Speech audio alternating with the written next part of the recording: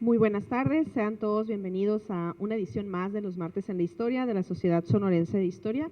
Mi nombre es Delia María Piña Aguirre, soy docente en la Universidad de Sonora y me va a tocar el día de hoy estar acompañándolos aquí en la moderación de la presentación del libro El desastre minero en el río Sonora, alcances de los estudios sociales. Voy a proceder a presentar a nuestros presentadores del día de hoy. Iniciaré con la semblanza del maestro Antonio Romo Paz. Él es principalmente activista y luchador social, así me lo comunicó.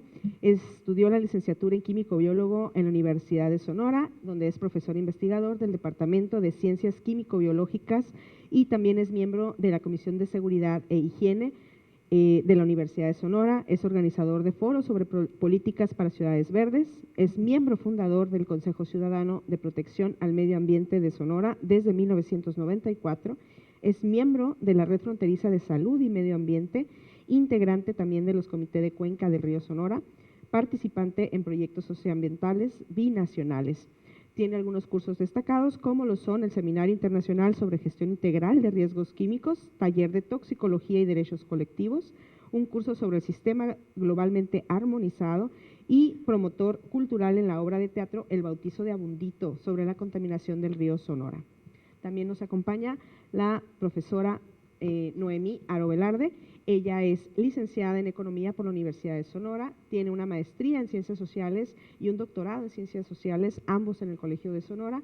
Ha sido maestra de asignatura en el Departamento de Economía de la Universidad de Sonora durante 15 años y en la Universidad Estatal de Sonora en los cursos de Género, Sociedad y Metodología de la Investigación. Ha participado en proyectos de investigación como factores de desempeño en organismos operadores de agua potable con población mayor de 50,000 habitantes, también del Colegio de Sonora, y en la construcción de la base de datos Agua México para ciudades medianas y grandes en México.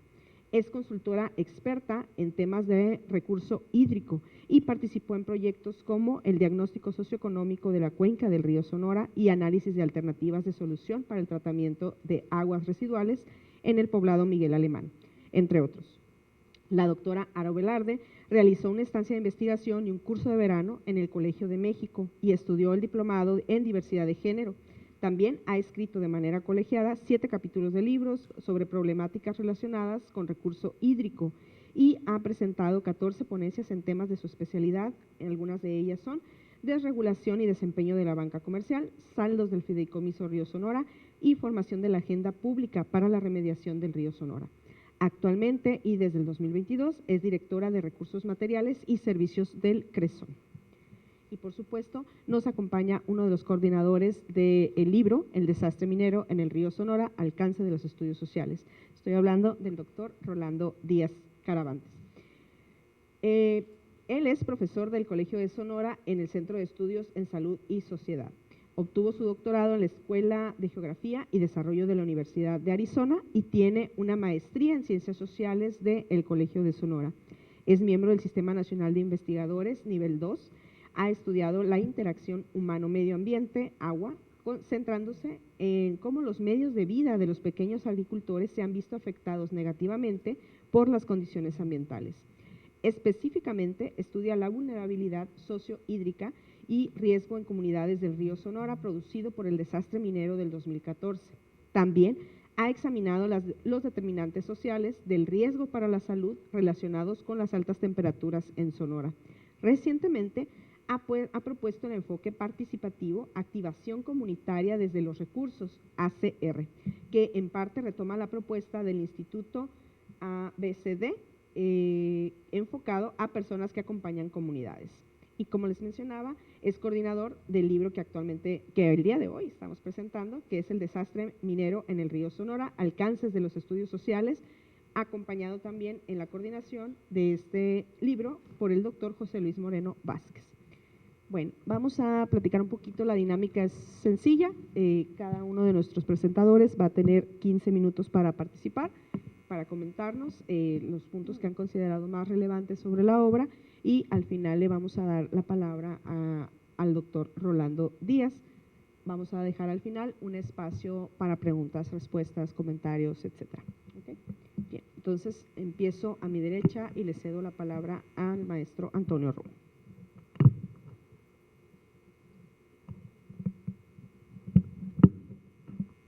Buenas noches a todos y a todas. Gracias por acompañarnos en este día tan especial en el que tengo el honor de participar en la presentación del libro El desastre minero en el río Sonora de los doctores Rolando Díaz Caravante y José Luis Moreno Vázquez como coordinadores de este esfuerzo editorial. Y les quiero hablar principalmente lo que considero ¿por qué es importante hablar de este libro? Este libro nos resume 10 años de lucha. Yo soy participante de los comités de cuenca del río Sonora, que es una agrupación que fue reconocido como interlocutor válido cuando López Obrador fue a Cananea y lo pudimos abordar, y fue cuando dijo el plan de justicia de Cananea se va a anexar también la problemática del río Sonora.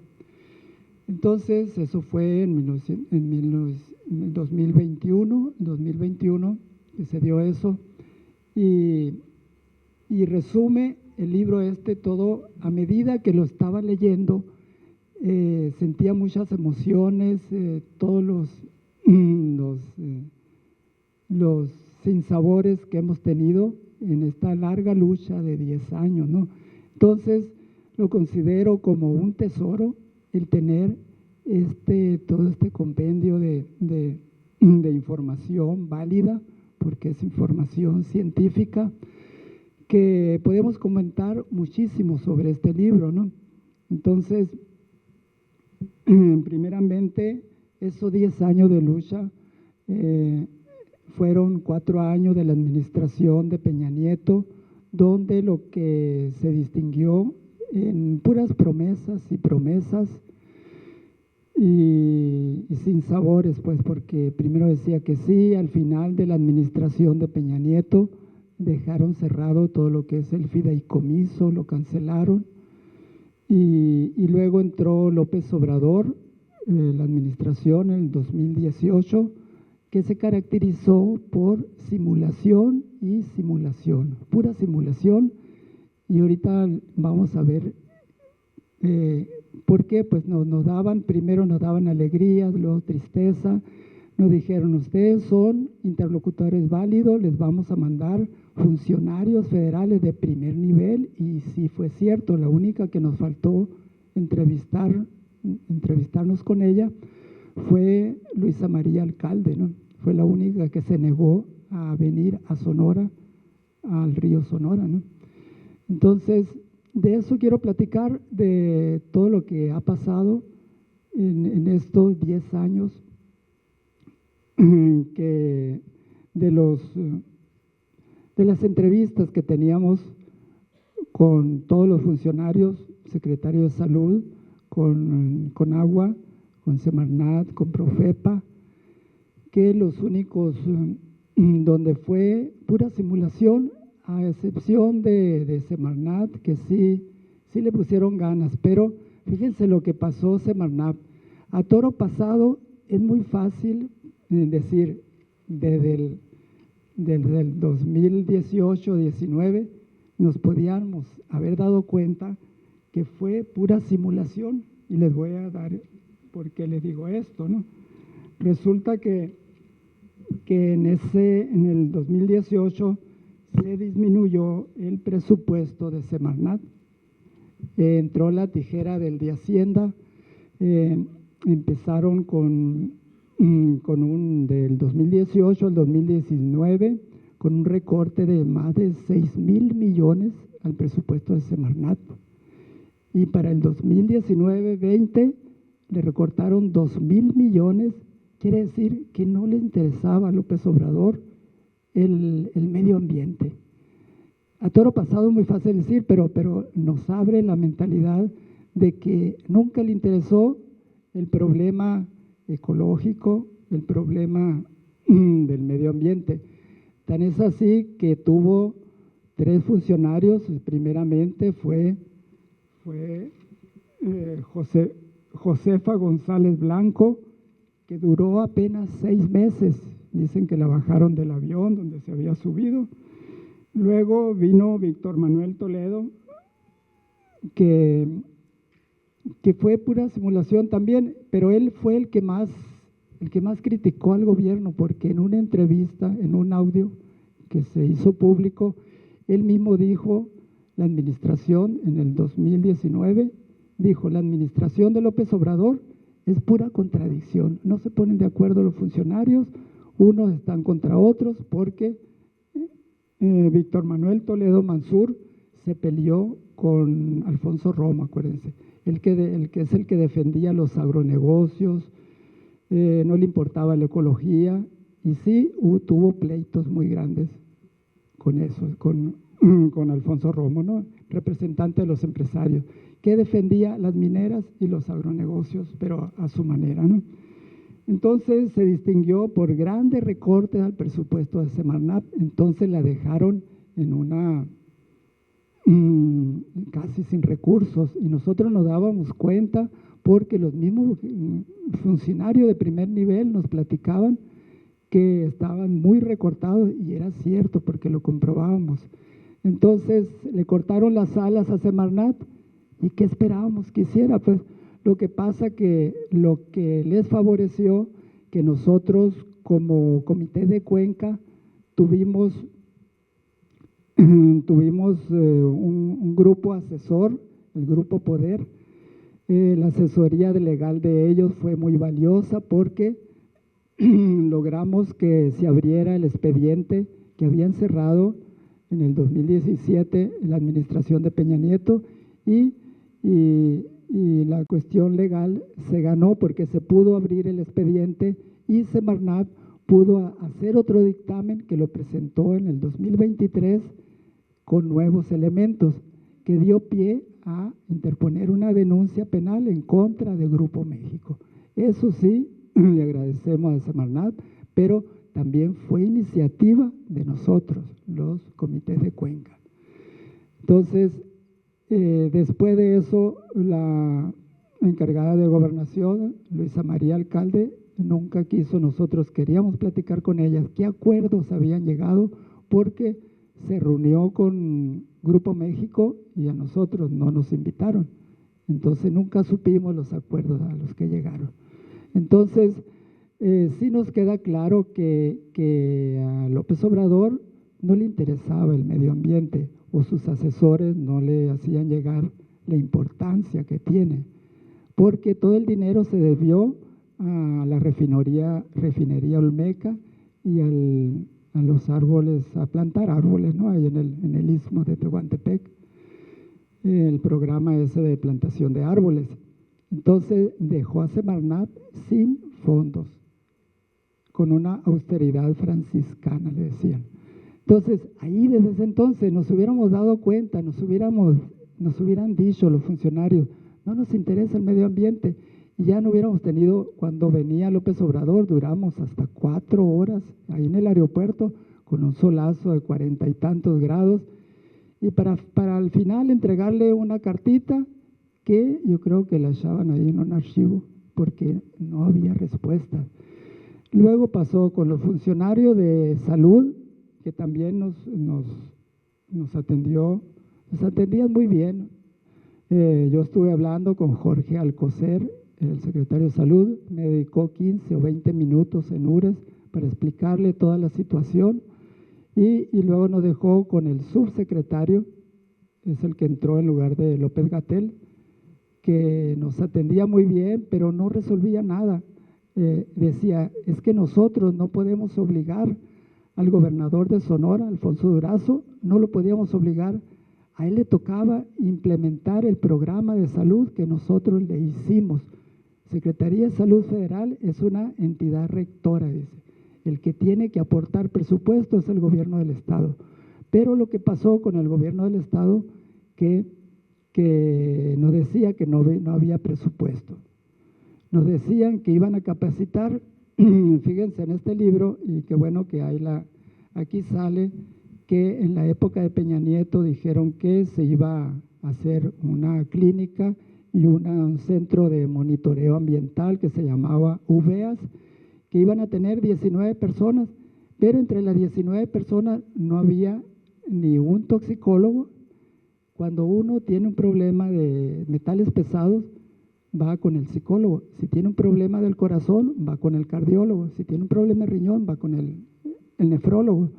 Pero en esa clínica, en esa unidad centro de comando del UVEA, no había un toxicólogo ni un nutriólogo especialista en toxicología. Había un trabajador social, un abogado, un informático, médicos generales, un biólogo, psicólogo. Sí es bueno que monitoreen el medio ambiente, pero no había gente para atender a las personas. Es otra forma de ahora ver a toro pasado, ¿no? Que no les interesaba el medio ambiente. Era pura simulación y puras promesas. Luego, con los análisis que hicieron, cerca de, son 1.500, 368 análisis de orina y algo así parecido, 1.300 en total, análisis de orina y de sangre, donde hay un dato que a mí cuando me enseñaban, como yo soy químico biólogo, interpreto muy bien un análisis de metales, porque me capacité para eso. Y se me opone cuando veía la gente de allá del río Sonora, allá no dice, se me subió el colesterol, se me subió la glucosa, lo que dice, me salió muy alto el plomo, el manganeso, el arsénico, porque así es, ¿no? Y al final la Secretaría de Salud nos dijo, en total, el 70% de la población tiene niveles altos de plomo. El 70% de la población. ¿Saben ustedes si aquí en Hermosillo hacen un análisis a ustedes qué tanto plomo tienen? El 2.5% de las personas aquí sale con plomo. Es mínimo. En Estados Unidos, si hago ese análisis, también el 2.5 no sube. Pero en un área contaminada, en el río Sonora, salió el 70% de la población con niveles altos de plomo. Lo que más me da lástima es en niños, que niños les provoca retardo en el conocimiento, en el aprendizaje, daño cerebral. Todo es real, pues. Pero la gente que no conoce, a veces va uno a los pueblos del río Sonora y dice, no, eso ya pasó, la lluvia se llevó. Los metales pesados, ahí están, no se los lleva nadie. Entonces, es la gravedad del asunto que la gente que no maneja esos datos, pues a veces no le da la importancia que se tiene y mucha gente se está viendo, hay muchos muertos, muchas enfermedades. Lo que hacen los metales pesados es, si ya tiene diabetes, te agrava todo. Cualquier enfermedad la agrava por la misma exposición. Eso se ha visto en otros derrames que ha habido, que ya han sido muy bien estudiados y eso es lo que ha pasado, los daños a la salud, que son tremendos, y el actual gobernador de aquí de Sonora no quiso entrarle, porque salía muy caro, nos decía. Nosotros le dijimos que nos hagan análisis a todas las garrafoneras que hay ahí, privadas, ¿no?, que venden agua, y ¿saben qué nos dijo? El de COFEPRIS de aquí de Sonora. Tardamos 3 meses en que nos diera resultado y nos dijeron, es que no tenemos reactivos, no tenemos dinero, no tenemos presupuesto. Luego, el doctor Alomía, que se dice epidemiólogo, y la doctora Nucamendi, ni siquiera nos tienen en el boletín epidemiológico que sale, el boletín oficial, ni siquiera sale la contaminación por metales pesados. Sale intoxicación alcohólica, si es cierto, pues es contaminación. Sale contaminación por pesticidas, que les picó un alacrán, una viuda negra, sale todo eso. Pero de metales pesados no saca nada. ¿Qué quiere decir? Que no les interesa al actual gobierno del estado de Sonora. A nosotros no nos importa si sacan dinero de Grupo México, de donde sea, pues, pero que se atienda lo más importante que tenemos, pues es la salud de nuestra gente. Y para eso, lo más se trata de una cosa de vida o muerte, ¿no? Es lo que estamos viendo, que es la gente que tiene los análisis guardados, los análisis de metales pesados, los tiene guardado porque no ha habido un toxicólogo, que es lo que pedimos. Nos quieren mandar con médicos generales, pero ellos no entienden la problemática de toxicología. Muchas gracias.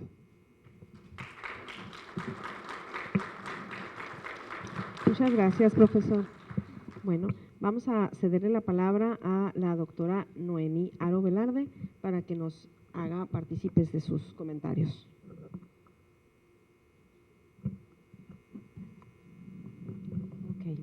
Bueno, pues buenas tardes a todos. Bueno, les quiero agradecer, antes que nada, bueno, la atención que tuvo Rolando y José Luis para invitarme a participar en la presentación de este libro, que son dos investigadores que en lo personal aprecio mucho y que a mí me gustaría, a nombre de toda la comunidad sonorense, externarles el agradecimiento por mantenerse fieles a el tema no solamente del desastre, sino de la zona del río Sonora, debido a la relevancia que tiene para el Estado y sobre todo para la ciudad de Hermosillo en términos del abasto de agua. Otra de las cuestiones que me gustaría externar es que agradecerles por ser tercos, por ser necios, por seguir empujando una temática que a los gobiernos se les puede olvidar, a la comunidad se les puede olvidar, pero mientras existe una agenda académica que los mantiene activos, esos temas seguirán vigentes a través de este tipo de publicaciones que nos permiten que el tema continúe en la agenda de la discusión. Entonces, yo voy a hacer una descripción de todo lo que es el recorrido del libro. Honestamente no me pude detener de leerlo, está súper interesante. Todos los temas son muy relevantes, lo empiezas y no puedes parar. ¿Por qué? Porque si eres un seguidor del tema, si te interesa la zona o te interesan los desastres socioambientales como este, no puedes parar de leerlo.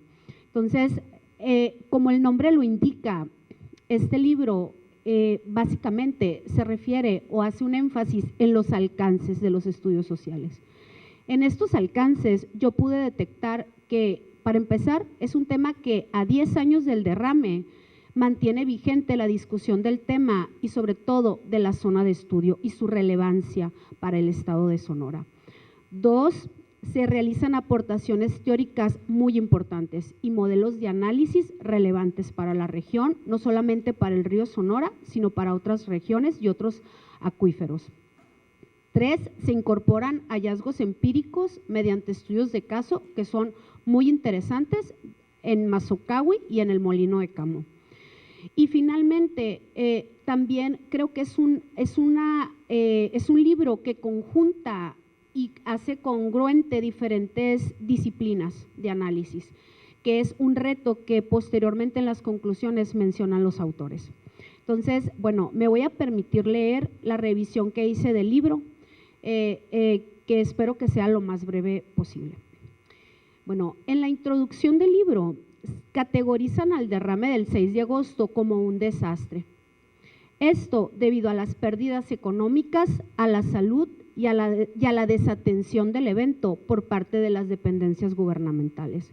En el centro está la calidad del agua, ya que en los 19 parámetros analizados durante el fideicomiso se encontró que el fierro, arsénico, sulfato, aluminio, manganeso, potencial de hidrógeno, antimonio y mercurio, entre otros, estaban fuera del límite. Tomando de referencia las disposiciones aplicadas en materia de aguas nacionales 2020, encontraron fuera del límite el baro, el aluminio, el zinc, el fierro, el cobre y el plomo. En el primer capítulo, los autores abordan diferentes características de la geografía de esa cuenca y de la importancia y la relevancia que tiene para el estado de Sonora. Centran la atención en el concepto de fragilidad ecológica. Esto por encontrarla como una región semiárida. En contraparte, también representa la única fuente de agua superficial, no solo para los organismos acuáticos y terrestres, sino para las actividades productivas y para el consumo humano, aunado la ciudad de Hermosillo. Hablan de un almacenamiento histórico que ha sido modesto en el sistema de presas. e invitan a los lectores a percibir la zona con fragilidad hídrica. Esto es debido a las escasas precipitaciones en los últimos 10 años. Esto lo colocan en la balanza y en contraparte ponen al potencial de crecimiento de la zona que en los últimos años se ha destacado. En el capítulo 2, Ibarra y Moreno advierten que existe una carencia en el marco legal para proveer mecanismos de reparación del daño a los afectados, lo que nosotros ya hemos venido atestiguando desde hace una década. Plantean a la pandemia del 2020 como un contexto externo, pero que desfavoreció los procedimientos judiciales que estaban en curso. Ocasionó una interrupción, especialmente en los órganos jurisdiccionales, que suspendieron plazos, dejaron impulsados procedimientos vigentes, pausados, incluidos la ejecución de las sentencias que se habían resuelto a favor de los comités de cuencas. También resaltan la ausencia de la comunidad, que es algo que todos ya conocemos, en el diseño y en la implementación de diversos programas, de diferentes modas gubernamentales para atender el río Sonora. No obstante, también señalan que la movilización ciudadana y la defensa legal ha sido clave en todo este proceso. Se destacan los comités de cuenca del río Sonora y la organización Poder, que en la defensa han promovido 14 juicios de amparo, la mayoría concluidos. Entre los más destacados se encuentra el amparo a la comunidad Bacanuchi, que fue único, otorgado por la Suprema Corte de Justicia de la Nación en septiembre del 2018.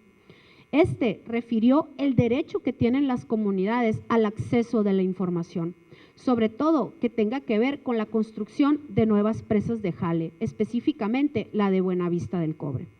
A este grupo, obviamente, se suman otras demandas también particulares. Desde la academia y del sector de la sociedad civil organizada, recalcan también la urgencia de reformar la ley minera, pero no solamente la ley minera, sino la ley de aguas nacionales, que tienen una correlación y una vinculación estrecha. Instan a crear mecanismos regulatorios y de fiscalización para otorgar a particulares el uso y regulación de los bienes nacionales. En general, los autores mencionan que está presente en este discurso la inconformidad social de la población. En el capítulo 3, tenemos a los autores Karen Pacheco y Héctor Duarte. Es un capítulo especialmente interesante. Ellos abordan los determinantes de la salud pública antes y después del derrame minero del 2024. Pero para realizar ese abordaje, entre los determinantes sociales incluyen condiciones biológicas de los individuos, pero también la normatividad mexicana en materia de salud ambiental, los contaminantes ambientales y los impactos negativos que estos pueden tener en la población de la cuenca. Adicionalmente, utilizan el modelo de arcoíris, que lo utilizan como un determinante de la salud a partir de la metodología de Dahlgren y Whitehead de 1991 y el modelo de riesgo propuesto por el panel intergubernamental sobre el cambio climático. En este capítulo, el lector encontrará los resultados de diversos estudios a la salud, casi todos los estudios que se han realizado en la zona, así como la evolución de los programas gubernamentales, destacando la UVEAS, y también acompañados de algunos hallazgos encontrados por los comités de cuenca, en donde ellos determinaron que el derrame modificó los determinantes sociales de la salud existente en la zona, generando una influencia negativa en el estado de la salud de las comunidades. Destacan la participación del comité de cuenca, al igual que en el capítulo anterior, donde presentan un balance nuevo y clave del desastre. Y ellos en el comité encontraron que hay exposición positiva a los metales como el plomo, arsénico, magnesio, cadmio. También durante el periodo aplicaron 369 consultas médicas, en donde encontraron que entre el 28 y el 50% de las personas presentaban daños por metales pesados, contenidos sobre todo en el agua que consumen. El informe citado señala que se encontró plomo en el orina de más del 90% de la población muestreada, arsénico en más del 50% y cadmio en más del 80% de la población. Entre el 7 y el 16% de las muestras de orina de todas las localidades presentaron concentraciones mayores a 25 gramos por litro, lo que representa un riesgo del desarrollo de enfermedades de salud de la piel y del riñón. En el capítulo 4, que fue redactado por Pablo Escobosa y Juan Ángel Enríquez, es un capítulo que retoma la percepción de la confianza institucional como un alcance muy interesante dentro de los estudios ambientales. Este capítulo a mí me pareció de un alcance tremendo porque es un producto de una investigación desarrollada entre el 2018 y el 2020 en los ejidos del Molino de Camu y también en la comunidad Bacanuchi, que representan el origen y el final del río Sonora. Abordó tópicos de calidad de capital social, confianza institucional y percepción del riesgo dentro del contexto del derrame de lixiviados de cobre.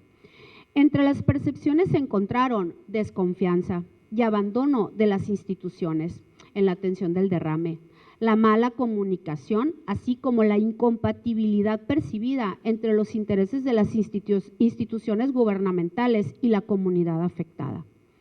Mediante el levantamiento de un total de 15 entrevistas semiestructuradas, 86 cuestionarios de 81 ítems, se analizaron las categorías de percepción del riesgo y de capital social.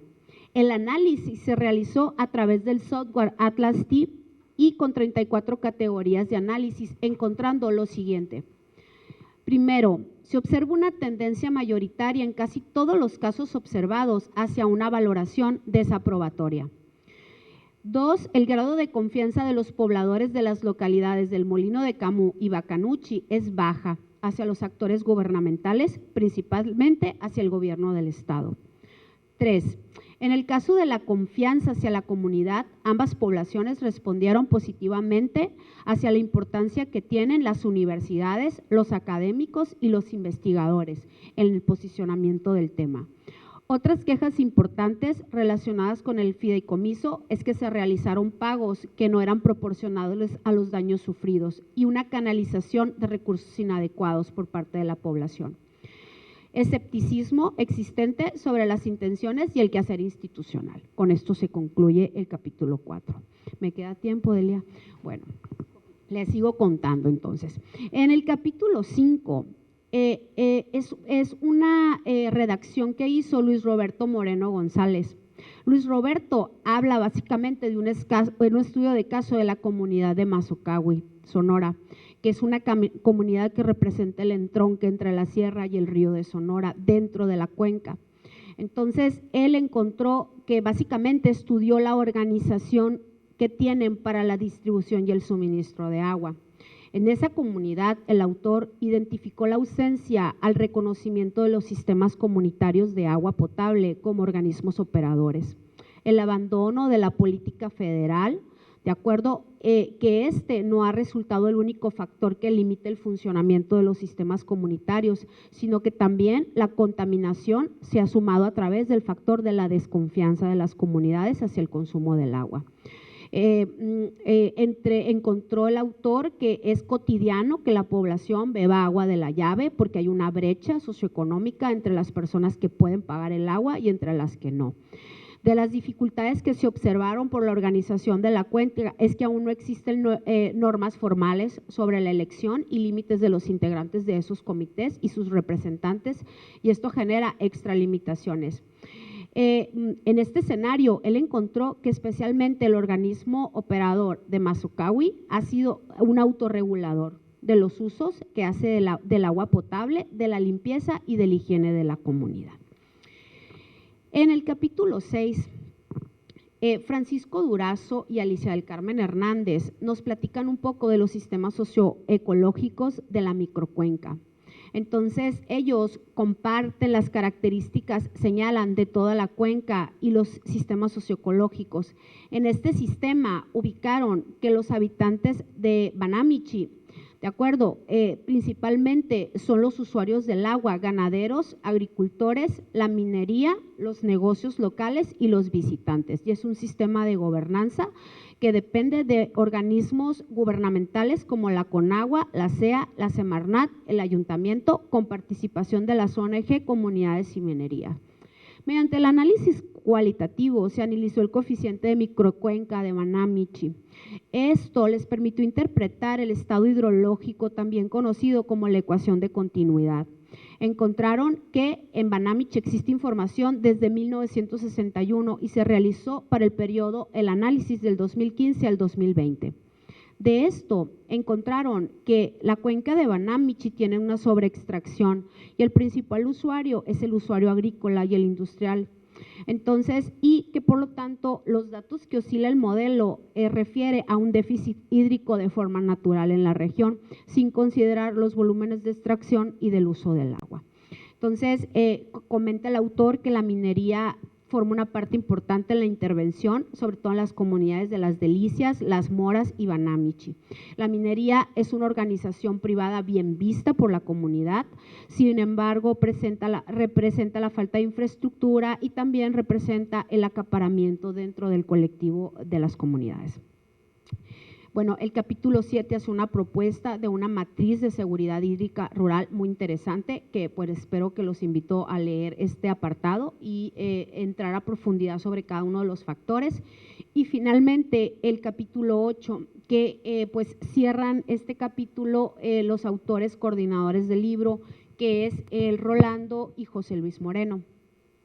Entonces, los autores plantean varios retos que dan el pie para las perspectivas nuevas de análisis.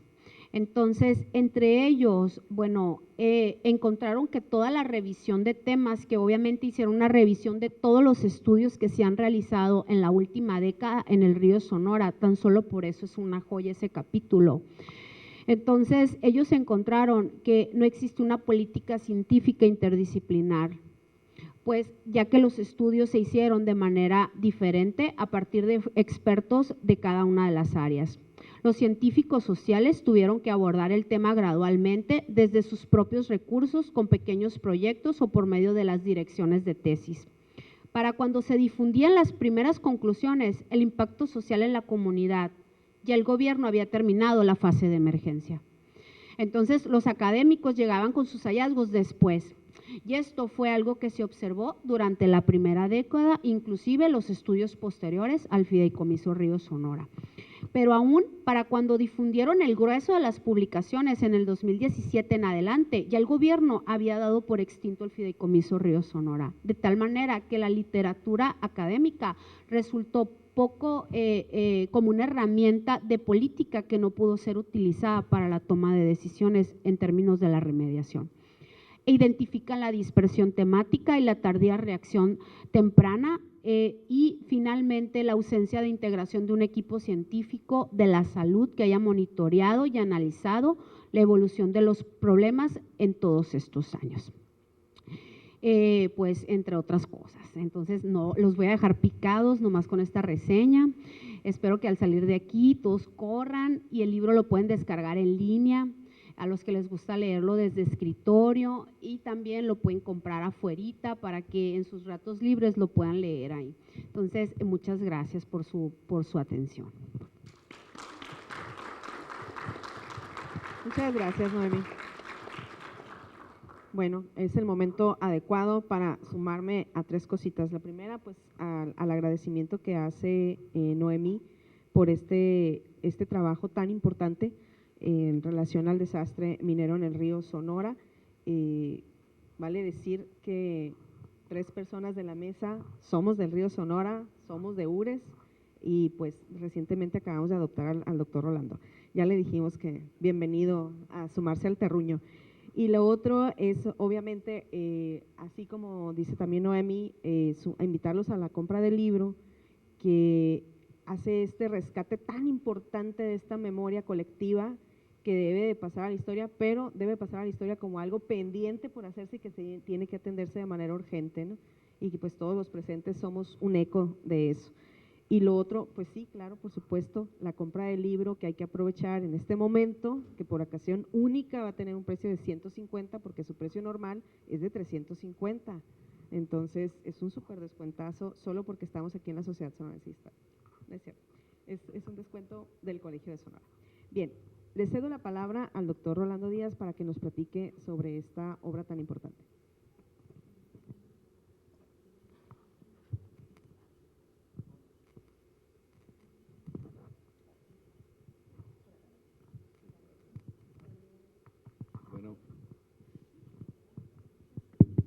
Bueno, buenas noches. ¿Sí me escuchan? ¿Sí? ¿Sí me escuchan? ¿Me lo pego más? Ahí está. Ah, gracias. Muy bien. Pues muchas gracias por la presencia de todos ustedes aquí, los que vinieron, también los que nos están escuchando en las redes sociales de Facebook. Un saludo para todos. Pues quiero agradecer primero, o varios agradecimientos, porque luego lo dejamos al final, pero es importante, ¿no?, mencionarlos para mí desde un inicio, porque de alguna forma este libro es un esfuerzo colectivo.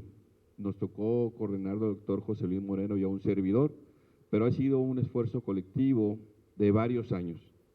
Pues agradezco este espacio y la invitación de la doctora Delia Piña a la Sociedad Sonorense de Historia. Es como nuestra segunda casa académica, es un gusto verlo tan vivo y tan vigente. También, pues quiero agradecer de manera muy particular para en esta mesa, pues los comentarios tanto de el maestro Antonio Romo, de los comités de Cuenca de Río Sonora, luchador desde que comenzó esta cuestión y por supuesto también desde su trinchera como académico de la Unison. También a la doctora Noemí Aro. Yo le digo en son de broma a la doctora Noemí Aro de que a este libro le faltó un capítulo, que es el capítulo de ella sobre el Fideicomiso Río Sonora. De igual, ella es egresada del Colegio de Sonora. Les invito a que si alguien quiere ver su tesis de doctorado, lo puede realizar. No hay tesis más detallada sobre el Fideicomiso Río Sonora que la tesis que realizó Noemí. Pues muchas gracias. También, y hay que decirlo, también agradezco a todos los coautores. Este es un libro colectivo, una obra colectiva, y aquí, por ejemplo, está el doctor Héctor Duarte, de los autores. No sé si alguien se me escapa, pero básicamente son muchos. Ahorita, afortunadamente, los mencionó la doctora Noemí Aro, a todos ellos, a todas, pues muchas gracias también a los coautores, porque al fin y al cabo a uno le tocó coordinar los esfuerzos, pero es un esfuerzo, como les digo, de muchos. Como lo hemos platicado o lo mencionábamos también en el capítulo final, este esfuerzo, aunque se plasma en este libro, lo decía Iván Restrepo en algún momento, es un libro un tanto cuanto triste, porque narra los sinsabores, pero los esfuerzos, pero también hay cosas muy rescatables, sobre todo de la lucha y del esfuerzo de las comunidades.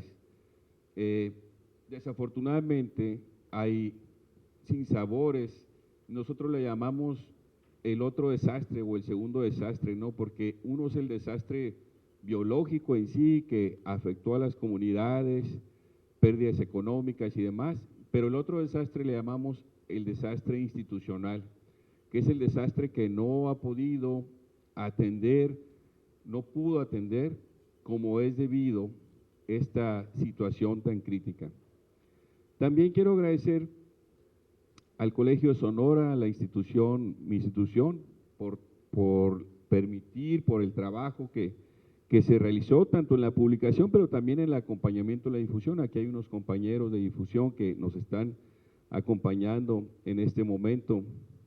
Y también, ¿por qué no?, agradecer de forma personal pues a la familia que también acompaña durante estos 10 años, porque fíjense, así como lo decía el maestro Antonio Romo, son una serie de sinsabores, pues también a uno como académico, o sea, no somos robots, también las diferentes situaciones que se van dando y que uno va observando y que las carencias institucionales, pues por supuesto también le van pegando y es necesario como este tipo de de acompañamiento. Este libro de 10 años, yo lo diría que es un testigo de este doble desastre, y es un testigo que va a ser como, en primer lugar, como una cápsula del tiempo, donde va a quedar plasmado toda esa situación tan crítica que se dio durante estos años y la desatención. Pero también tiene algo de expectativa y quizás algo de esperanza, ¿no? Tenemos una nueva administración federal y decía Iván Restrepo, pues no debería, pero tengo algo de esperanza, quizás en que algo pueda ocurrir en ese sentido. Pero la principal esperanza, y con eso voy a rematar mi intervención, está en las comunidades. El tema del río Sonora no es un tema, sí, del pasado, porque estamos hablando de la última década, ya se hizo un tema histórico en cierta forma, pero es un tema vivo, es un tema vigente. Y uno de los temas importantes, y yo les quiero compartir, yo soy geógrafo, entonces, desde el punto de vista geográfico, un tema es la nueva amenaza que está naciendo, que viene de origen minero, la cual se ha ido acumulando a la par de estos 10 años en que ocurrió el desastre. Estoy hablando de la nueva presa de Jales, que ya no está nueva, que son los desechos de los procesos mineros. Por increíble que parezca y resulta hasta paradójico, esta nueva presa de Jales comenzó a funcionar casi al mismo tiempo de ocurrido el desastre. Honestamente me pregunto en qué estaba pensando la Semarnat cuando autorizó esta obra. Y ahorita voy a explicar por qué. Un grupo de colegas estamos estudiando su crecimiento y en un análisis de percepción remota, uso de imágenes satelitales, en este caso Sentinel, que es una imagen o un satélite europeo, calculamos que de 2015 a 2023 ha llegado a tener una superficie de 700 hectáreas. A lo mejor algunos no nos alcanzamos a dimensionar qué son estas 700 hectáreas de superficie, pero nosotros hemos avanzado un poquito más y ver cuál es el volumen. Bueno, el mapa de esta superficie lo pueden encontrar en el Observatorio Río Sonora, en el cual trabajamos algunos colegas. En unos recientes cálculos que aplicamos modelos de elevación digital, que en pocas palabras no es otra cosa más que decir la altitud que pueda tener, profundidad, un cerro o demás, para obtener el volumen, los primeros resultados arrojan que a mayo del año pasado, del 2023, esta presa de Jales ya tenía un volumen de 310 millones de metros cúbicos. Para dimensionar este volumen basta decir que esto es más del doble de la capacidad de almacenamiento de la presa El Molinito, que es de 130, y mayor que el almacenamiento de la presa Abelardo de Rodríguez, que es de 250 millones de metros cúbicos. En pocas palabras, esta nueva presa de Jales, hoy por hoy, es el cuerpo de agua más grande de la cuenca del río Sonora. Una presa de agua de desecho. Si calculamos la operación de estos 8 años, se tiene que la presa de Jales ha crecido a una razón de 40 millones de metros cúbicos por año, lo cual equivale al agua que viene del acueducto Independencia Hermosillo, es poco más de hecho, son 35 lo que se viene del acueducto Independencia. ¿De dónde viene toda esa agua? Para responder a esta pregunta les invito a leer un libro sobre acaparamiento y deterioro del agua en el noroeste de México, el caso de la mina de Cananea de 1899 a 2020. Y aquí se presenta el acaparamiento de agua de los acuíferos del Bacanuchi y Bacuachi. Es un libro del Colegio de Sonora, también lo pueden comprar si quieren en nuestra institución, pero lo pueden descargar también gratuitamente, como este libro. El otro cálculo que francamente a mí me produce temor es que esta presa de Jales, cuando llega al área inundable por la cual está diseñada su compuerta, tendrá alrededor de 1.300 millones de metros cúbicos, es decir, 10 veces más grande que el Molinito. Para mí este dato es escalofriante. Ante esta eventualidad, como la de Brasil de 2019 y otros ejemplos que tenemos en el mundo, no habrá presa El Molinito que sirva de contención para la ciudad de Hermosillo, como ocurrió en el 2014. Por eso digo, honestamente, yo no sé en qué estaba pensando la Semarnat cuando autoriza esta presa de desechos mineros y todavía más que lo hace por medio de un informe preventivo, lo cual es mucho más laxo que un manifiesto de impacto ambiental. Quienes han respondido ante este gigante hay que reconocerlo y también reconocer lo que si estamos aquí en este momento es los comités de cuenca del río Sonora. En cuanto a la presa del Jales, fue la gente de Bacanuchi que ni siquiera fueron informados de esta obra y que por medio de un amparo que después de años de tenaz lucha ganaron, sin embargo las autoridades les han dado largas. Así en términos geográficos, el amparo legal contra esta peligrosa obra al que han recurrido las personas de Bacanuchi es un amparo también para los habitantes de la ciudad de Hermosillo, pues busca proteger a toda la cuenca. Otro asunto que quiero dialogar con ustedes, que también es un tema vigente, es sobre qué ha pasado, seguramente se preguntarán, ya en alguna vez tenemos el estudio sobre las plantas potabilizadoras, lo cual ha sido un fracaso, francamente, de las 10 son 6 fijas, 4 móviles, las 4 móviles las pueden encontrar en el ayuntamiento, ahí almacenadas, pero ¿qué ha pasado en este caso con los pozos que se hicieron con el Fideicomiso Río Sonora? Se hicieron 19 pozos nuevos.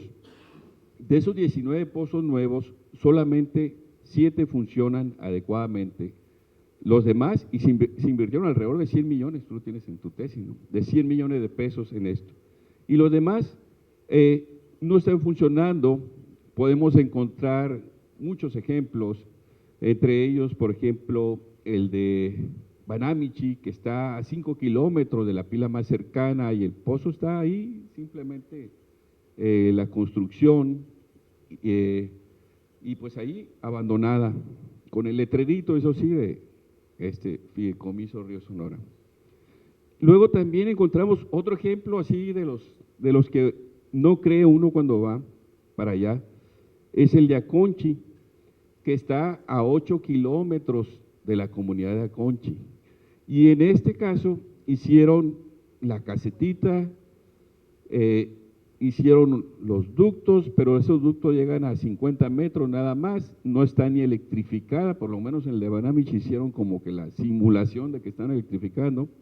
Está a 8 kilómetros, yo no sé, igual que estaban pensando, pero seguramente en la mesa de algún burócrata de la Ciudad de México a estar como que el foto de Baconchi ya cumplido o alguna cuestión así. Pero entonces, ese es otro caso donde no funcionó esta cuestión del pozo. El otro asunto, estoy hablando de los casos extremos, pero le estoy diciendo que los 19, solamente 7 funcionaron. El otro es el del Molinote, el cual querían hacer un acueducto, ahí se invirtieron 20 millones, para llevar agua hacia la Labor y la Aurora, pero cuando uno ve el terreno accidentado que existe entre el Molinote y la Aurora y la Labor, pues de verdad otra vez, ¿en qué estaban pensando cuando pensaban hacer este acueducto? Entonces, cierro esta situación sobre los pozos diciendo que si uno analiza cuál es los 500 metros de veda que debería tener estos pozos con respecto al río y que tengan disponibilidad de agua, de las 32 localidades, solo en 10 tienen solución en cuanto a este cerco que debería tener, solamente en 10 de las 32. Entonces, y esto le estoy diciendo información de mayo, junio de este año, ¿no? Entonces, ¿de qué sirvieron esta inversión del Fideicomiso Río Sonora, 100 millones? Pues de muy poco. Finalmente, yo quiero, finalmente, tengo 2 puntos más, pero muy rápidos. ¿Cómo andamos de tiempo? 2 minutos, perfecto, 1 minuto para cada uno. Hay un proyecto de hacer una presa en Sinoquipe. Yo tengo analizado qué es lo que pasó con la presa del Molinito y con los ejidos del Molino de Camú hasta La Victoria, cómo fueron perdiendo el agua todos estos ejidos para uso agrícola durante este tiempo. Una presa en Sinoquipe significaría esta misma historia, pero repetido desde Banamichi hasta Ures. ¿De qué? Porque cuando hace uno una presa, que no es como que la hagas así nomás, bueno, Grupo México sí, cuando haces una presa, resulta que puede decir tú ahorita, es para uso agrícola y demás, y en 5 años, 10 años, te va a cambiar la función y el objetivo de esa presa. Entonces, hacer una obra de ese tipo sería un gran problema y cambiaría la configuración de lo que conocemos ahora como el río Sonora, para acabar pronto. Y lo que quiero decir, final, es como establecemos en el libro, la respuesta social más organizada y eficaz contra la injusticia socioambiental y el olvido, los han tenido los comités de cuenca del río Sonora. En el libro identificamos a estos comités como los impulsores de varias demandas de amparo ante el Poder Judicial, entre las que destacan los siguientes temas: en materia de manejo de residuos peligrosos, de consulta y participación pública respecto a la construcción de la nueva presa de Jalis y de aplicación de la normatividad mexicana respecto a los parámetros para medir la calidad del agua. Con el análisis de estos 10 años del desastre queda claro que la respuesta ante los daños y amenazas de la industria extractiva no vendrá de forma espontánea desde las instituciones oficiales, sino la respuesta vendrá desde las comunidades. En efecto, lo que les propongo es que volteemos hacia las comunidades del río Sonora, que incluye a los habitantes de la ciudad de Hermosillo. Desde esa mirada es que encontraremos lo que la investigación sociológica puede llamar la cohesión y energía social. La resiliencia social, es decir, la capacidad de recuperación ante situaciones y efectos adversos, ha venido y vendrá desde las comunidades. En resumen, en el desastre minero del 2014, las comunidades del río Sonora han hecho su parte y mucho más. La parte que ha faltado para lograr la justicia socioambiental ha sido la de las autoridades gubernamentales. Con esto cierro mi comentario. Gracias. Muchas gracias, doctor Rolando. Bueno, tenemos un breve espacio para preguntas y respuestas.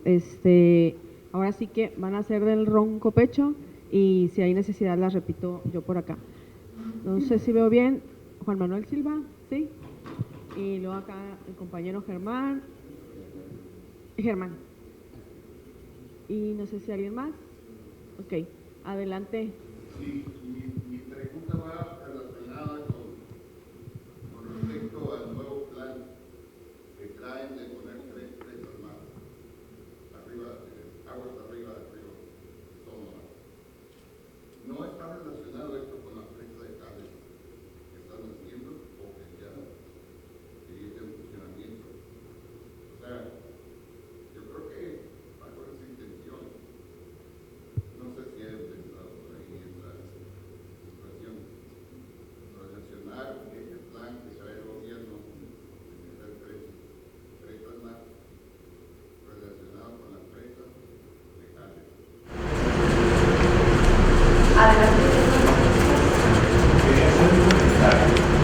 Quería hacer un comentario sobre una situación que se está dando también por los lados a la del Boulevard Río. Anteriormente, antes de que empezara a hacer la sopa hasta la hora de anteriormente era un seguido de requerías donde pues, siempre se llevaba siempre se utilizaba para la agricultura. Sin embargo, en los últimos años, y ya con la ocupación urbana de la ciudad, se ha utilizado obligar los lagos para empresas privadas, ya sea graveras o canteras, y de ahí se ha contaminado mucho más de lo que queda de los lagos. Entonces, sobre este trabajo y de hecho, dentro del trabajo, me recuerdo mucho de esa situación porque mi familia y conocidos de la familia utilizaban esos lagos para solucionar el tema. No sé si alguien tenga alguna otra pregunta para agregarla de una vez. Adelante, por favor, acá.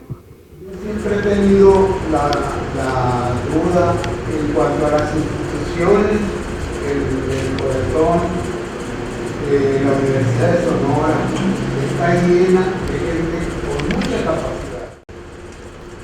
Pero no veo reacción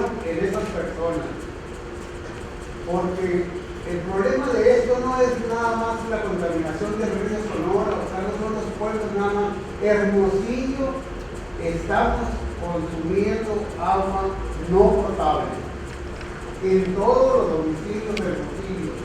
Y la prueba está, yo quiero alguna institución del gobierno, de la que sea, que tenga que en sus oficinas consuman agua de la llave, ninguna.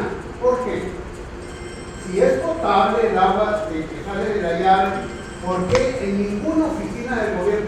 La misma agua de Hermosillo tiene entrega de garrafones de agua purificada en sus instalaciones.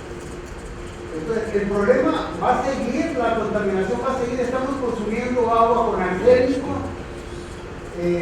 con metales pesados como arsénico, plomo, cadmio, un montón de metales pesados que no se nos van no los desecha nuestro cuerpo, nuestro organismo no los desecha. Entonces, todos esos intelectuales que están dentro del CODESON, de la Universidad de Sonora, ¿cómo es posible que no digan esta boca es mía? Porque son contados. Yo nada más conozco a una persona, a una doctora, no en medicina, a la doctora Reina Castro, que ha manifestado públicamente toda esta contaminación. Y no tiene un año, tiene desde que empezó la contaminación del río.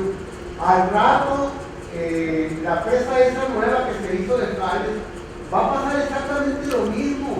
¿Qué tantos años va a tardar en que se desabastezca totalmente, que le rebase? Y vamos a venir, ya llegó el agua contaminada, llegó a Hermosillo, con la presa que se inventó. Entonces, con esta que están diciendo que es mucho más capacidad, ¿qué va a pasar? ¿Por qué no se solucionan las cosas bien solucionadas? No poner aspirina nada. Muchas gracias. Vamos a darle la palabra al doctor Rolando Díaz y también me pide la palabra el profesor Antonio Romo. Empezamos por acá. Sí, de las dos primeras preguntas creo que puedo decir algo y de la tercera se la dejamos a Antonio Romo, que tiene datos sobre calidad del agua en Hermosillo y demás. Y qué bueno que estamos hablando de Hermosillo. Estábamos hablando del río Sonora, que muchas veces pensamos que es de Ures hacia allá, pero recuerden que nosotros estamos dentro de la cuenca del río Sonora. Y eso es como fundamental entenderlo, ¿no? Desde el punto de vista geográfico. Sobre el primer comentario, específicamente tendrá que ver con la presa de Jales. No encuentro el vínculo, pero yo tengo dos hipótesis con qué tiene que ver.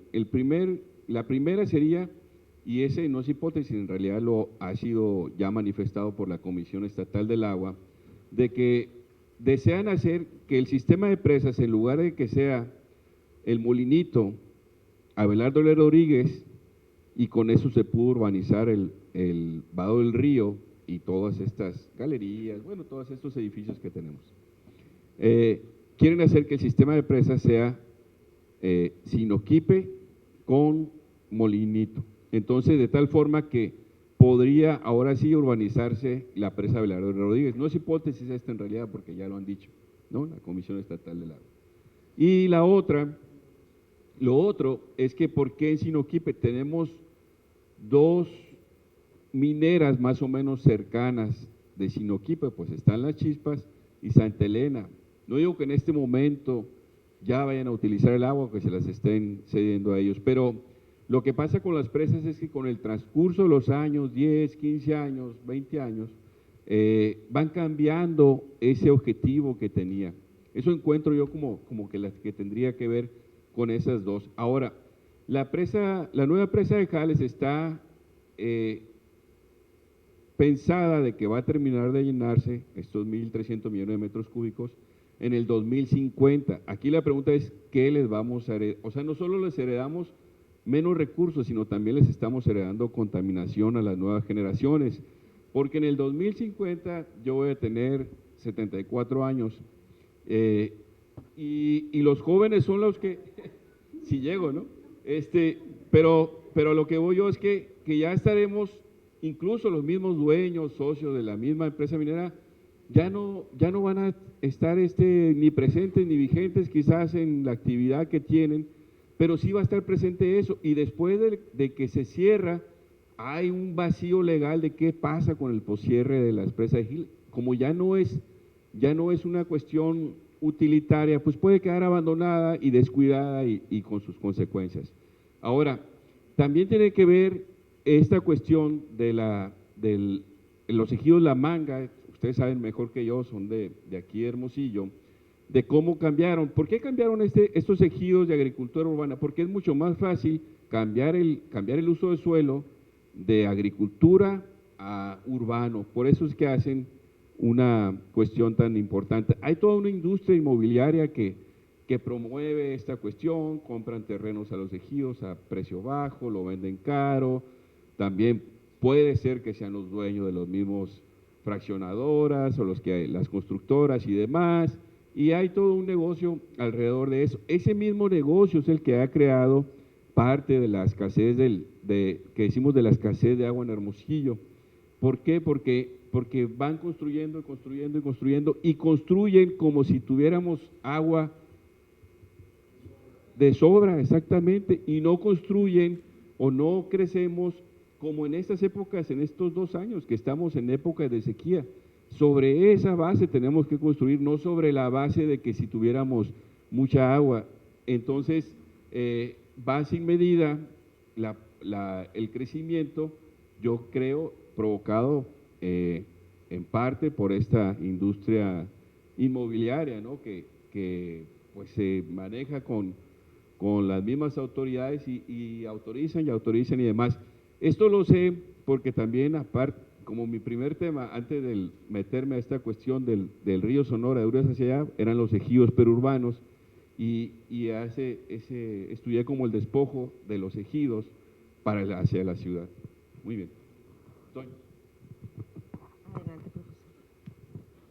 Así es, para darle respuesta a lo que ha hecho la Universidad de Sonora. Yo soy profesor investigador de la Universidad de Sonora y me tocó participar en el 2015, después del derrame, en una reunión muy grande que hubo en URE, donde había cerca de 500 personas, entre ellos agricultores, ganaderos, comerciantes, y me hicieron una pregunta, y el rector de la Universidad de Sonora, ¿qué dice?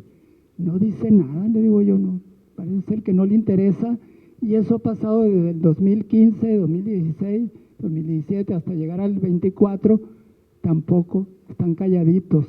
Incluso se han hecho investigaciones sobre el río Sonora, donde encuentran pozos contaminados, y como Grupo México los hace firmar una cláusula de confidencialidad, no dice nada, aunque esté afectada la población. ¿Por qué? Porque la investigación es propiedad del Grupo México, ¿no? Y esconden esa investigación. Eso se da en la Universidad de Sonora porque en lugar de estar vinculada al pueblo, es lo que menos hace, ¿no? De estar vinculada a las comunidades. En cuanto a la calidad del agua de Hermosillo, yo me lo sé muy bien porque conozco muy bien la calidad del agua de Hermosillo. He asesorado tesis sobre la calidad del agua. En muchas colonias el cloro está demasiado alto y en otras colonias está demasiado bajo. Y si está demasiado bajo, proliferan las heces fecales, ¿no? Los coliformes fecales. Y a la gente le hace daño, a los niños, todo eso, pero nadie dice nada. En la parte norte de Hermosillo tiene exceso de arsénico y flúor. Tan malo es el arsénico como el flúor para los niños principalmente. Lo que hace Agua de Hermosillo, pone una norma que ya no es válida para la ciudad de Hermosillo porque tiene más de 500,000 habitantes, que exige de arsénico 0.010 miligramos por litro de arsénico. Y en el portal de internet de Agua de Hermosillo pone la norma vieja, que dice que son 0.025 miligramos. Y como ha salido, por ejemplo, la colonia Palermo, Hermosillo, sale 23, dice, está bien, pero lo que se me hace raro, que ni el colegio de médicos no dice nada. y el doctor Alomía tampoco, se quedan calladitos. ¿Y por qué no le dicen a Agua de Hermosillo, oye, está fuera de norma? ¿Por qué publicas tú una norma que no le corresponde a la ciudad de Hermosillo? Entonces se quedan calladitos tanto las autoridades, algunos profesionistas o investigadores y otros no. Entonces, eso es lo que pasa con la calidad del agua de Hermosillo, que qué lástima porque no crean, verán qué mal está saliendo el agua de envases, de garrafones, de plástico. Ahora se está hablando mucho de la contaminación de los microplásticos que llegan hasta el cerebro, todos los metales que tiene, y nadie habla de ese tema, que la obligación del Estado es darnos agua potable que cumpla con la norma mexicana, la 127. Y las autoridades tampoco, ni autoridades de gobierno, ni las autoridades de la Unison, están calladitas. Eso es todo. Muy bien. Bueno, pues muchas gracias. Damos por concluido el espacio para preguntas y respuestas y por supuesto también la presentación. Les pido un aplauso para nuestros presentadores y para el coordinador del libro.